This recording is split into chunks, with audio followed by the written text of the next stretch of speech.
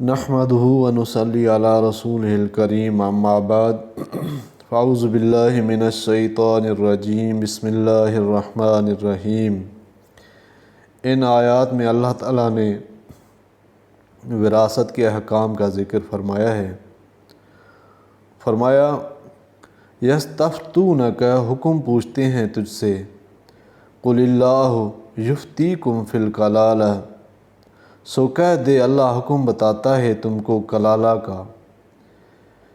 ان امرؤ ہلک لیس لہ ولد ولہ اخت فلہا نصف ما ترک، اگر کوئی مرد مر گیا اور اس کے بیٹا نہیں اور اس کے ایک بہن ہے تو اس کو پہنچے آدھا اس کا جو چھوڑ مرا۔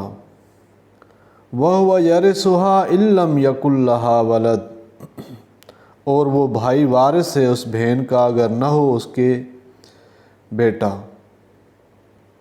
فَإِن كَانَتَا اثْنَتَيْنِ فَلَهُمَا الثُّلُثَانِ مِمَّا تَرَكَ، اگر وہ دو بہنیں ہوں تو ان کو پہنچے 2/3 اس مال کا جو چھوڑ مرا۔ وَإِن كَانُوا إِخْوَةً رِجَالًا وَنِسَاءً فَلِلذَّكَرِ مِثْلُ حَظِّ الْأُنثَيَيْنِ، اور اگر کئی شخصوں اسی رشتے کے کچھ مرد اور کچھ عورتیں تو ایک مرد کا حصہ ہے برابر 2 عورتوں کے۔ یبین اللہ لکم ان تضلوا، بیان کرتا ہے اللہ تمہارے واسطے تاکہ تم گمراہ نہ ہو۔ واللہ بکل شیء علیم، اور اللہ ہر چیز سے واقف ہے۔ شروع صورت کے ذرا بعد میراث کے احکام مذکور تھے، پھر وہاں سے تقریباً 1 پارہ کے بعد دوسرے احکام کے ساتھ حکم میراث کی طرف پھر عود ہوا تھا۔ اب ختم صورت پر پھر عود ہے اسی کی طرف، شاید 3 جگہ اس کے متفرق کر دینے ہیں۔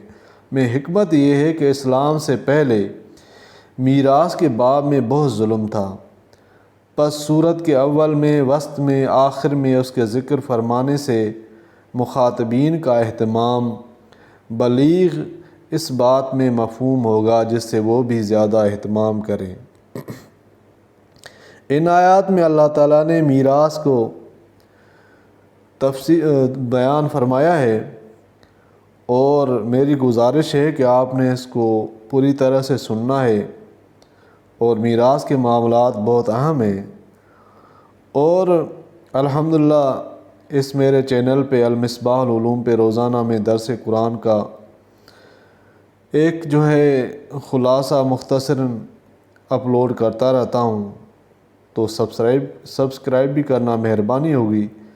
تو اس کی تفصیل یہ ہے کہ لوگ آپ سے میراث کلالہ کے باب میں، یعنی جس کے نہ اولاد ہو نہ ماں باپ ہو، حکم دریافت کرتے ہیں۔ آپ جواب میں فرما دیجئے کہ اللہ تعالیٰ تم کو کلالہ کے باب میں حکم دیتا ہے، وہ یہ کہ اگر کوئی شخص مر جائے جس کی اولاد نہ ہو، یعنی نہ مذکر نہ مؤنث اور نہ ماں نہ باپ ہوں، اور اس کے ایک عینی یا علاتی بہن ہو، تو اس بہن کو اس کے تمام ترکہ کا نصف ملے گا، یعنی بعد حقوق متقدمہ، اور بقیہ نصف اگر کئی اسبہ ہوں اس کو دیا جائے گا، ورنہ پھر اسی پر رد ہو جائے گا، اور وہ شخص اس اپنی بہن کا وارث کل ترکہ کا ہوگا۔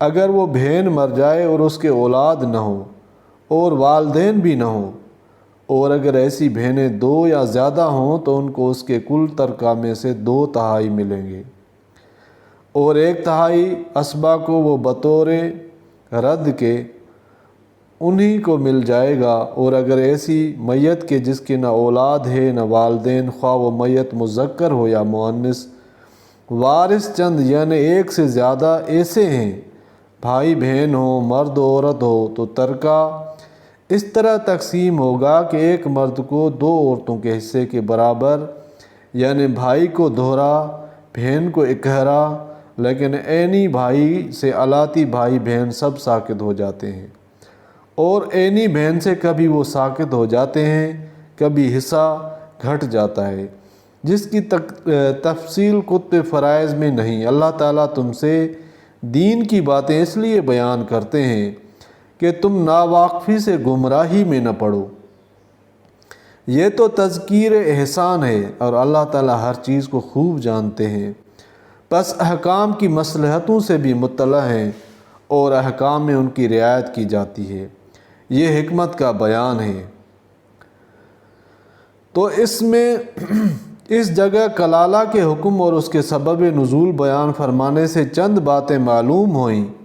اول یہ کہ جیسا پہلے وَإِن تَكْفُرُوا فَإِنَّ لِلَّهِ مَا فِي السَّمَاوَاتِ وَمَا فِي الْأَرْضِ فرما کر اس کے بعد بے طریق تمثیل اہل کتاب کا حال ذکر فرمایا تھا۔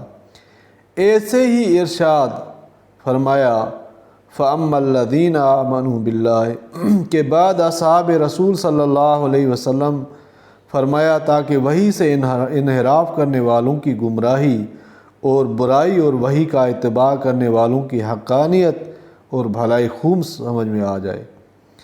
اسی کے ذیل میں دوسری بات یہ بھی ظاہر ہو گئی کہ اہل کتاب نے تو یہ غضب کیا کہ ذات اقدس سبحانہ و تعالیٰ کے لیے شریک اور اولاد جیسے شفیع امر کو تمثیل کو اپنا ایمان بنا لیا اور وحی الہی کا خم ٹھونک کر خلاف کیا، اور اصحاب رسول صلی اللہ علیہ وسلم کی یہ حالت ہے کہ اصول ایمان اور عبادات و درکنار معاملات جزئیہ اور معمولی مسائل متعلقہ میراث نکاح وغیرہ میں بھی وحی کے متجسس اور منتظر رہتے ہیں، اور ہر امر میں رسول اللہ صلی اللہ علیہ وسلم کی طرف دیکھتے ہیں، اپنی عقل اور خواہش کو حاکم نہیں سمجھتے۔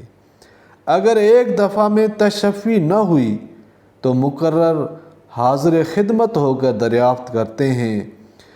تو اللہ تعالیٰ نے اور یہ بھی معلوم ہو گیا کہ حضرت سید المرسلین بھی بلا حکم وحی اپنی طرف سے حکم نہ فرماتے تھے۔ اگر کسی امر میں حکم وحی موجود نہ ہوتا تو حکم فرمانے میں نزول وحی کا انتظار فرماتے، جب بھی وحی آتی تب حکم فرماتے۔ نیز اشارہ ہے اس طرف کہ ایک دفعہ تمام کتاب کے نازل ہونے میں جیسا کہ اہل کتاب درخواست کرتے ہیں وہ خوبی نہیں تھی جو بوقت حاجت اور حسب موقع متفرق نازل ہونے میں ہے، کیونکہ ہر کوئی اپنی ضرورت کے موافق اس صورت میں سوال کر سکتا ہے اور بذریعہ وحی مطلوع اس کا جواب مل سکتا ہے، جیسا کہ اس موقع میں اور قرآن مجید کے بہت سے مواقع میں موجود ہے۔ اور یہ صورت مفید تر ہونے کے علاوہ بوجہ شرافت ذکر خداوندی و عزت خطاب حق و عز و جل ایسے فخر عظیم پر مشتمل ہے جو کسی امت کو نصیب نہیں ہوا۔ واللہ ذو الفضل العظیم۔ جس صحابی کی بھلائی میں یا اس کے سوال کے جواب میں کوئی آیت نازل ہوئی وہ اس کے مناقب میں شمار ہوتی ہے، اور اختلاف کے موقع میں جس کی رائے یا جس کے قول کے موافق وہی نازل ہو گئی تو قیامت تک ان کی خوبی اور نیک نامی باقی رہے گا۔ سو کلالہ کے متعلق سوال و جواب کا ذکر فرما کر اس طرح کے بالعموم سوالات اور جوابات کی طرف اشارہ فرما دیا۔